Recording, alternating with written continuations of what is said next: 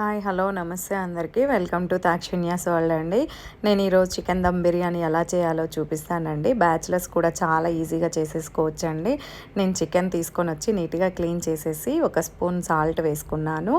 ధనియాల పొడి అండ్ జీలకర్ర పొడి, కారపొడి, పెరుగు, ఫ్రైడ్ ఆనియన్స్, ఇది పేస్ట్ వచ్చేసి అండి పుదీనా, కొత్తిమీర, పచ్చిమిర్చి మిక్సీ పట్టేసుకొని వేసేసుకోండి. పుదీనా ఫ్లేవర్ ఎక్కువ తగిలితేనే బిర్యానీ ఫ్లేవర్ కూడా బాగుంటుంది.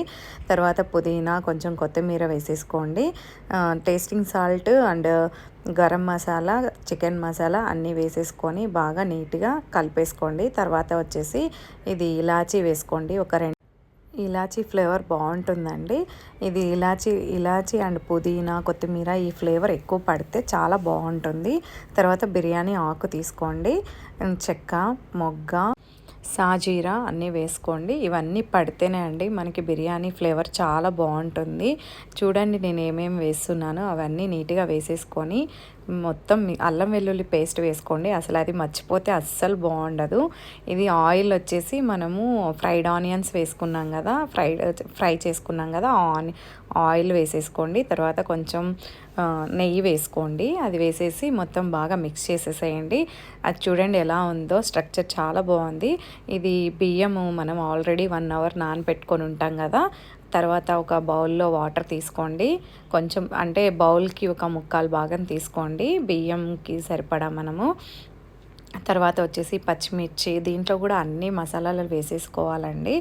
వేసేసుకొని బాగా మసాలా కాంచేసుకోవాలి. మసాలా కాగాక మన బియ్యం నానపెట్టుకొని ఉంటాం కదా, అవి వేసేసుకోండి. ఒక నిమ్మకాయ పిండుకుంటే, అది ఎందుకు అంటే నిమ్మకాయ పిండుకుంటే చాలా వైట్గా ఉంటుంది బియ్యము, అందుకని పిండుకోవాల్సి వస్తుంది. తర్వాత ఒక లేయరు మొత్తం వచ్చేసి చికెన్ వేసేసుకోండి. తర్వాత ఒక 3 లేయర్స్గా వేసుకోండి బియ్యము. ఫస్ట్ కొంచెం ఉడకాలి, ఎక్కువ ఉడకకూడదు. తర్వాత వచ్చేసి మంచిగా తర్వాత మీడియంగా ఉడకాలి. లాస్ట్లో ఫైనల్లో వచ్చేసి కొంచెం బాగా ఉడికింది చూసుకొని వేసుకోవాలండి.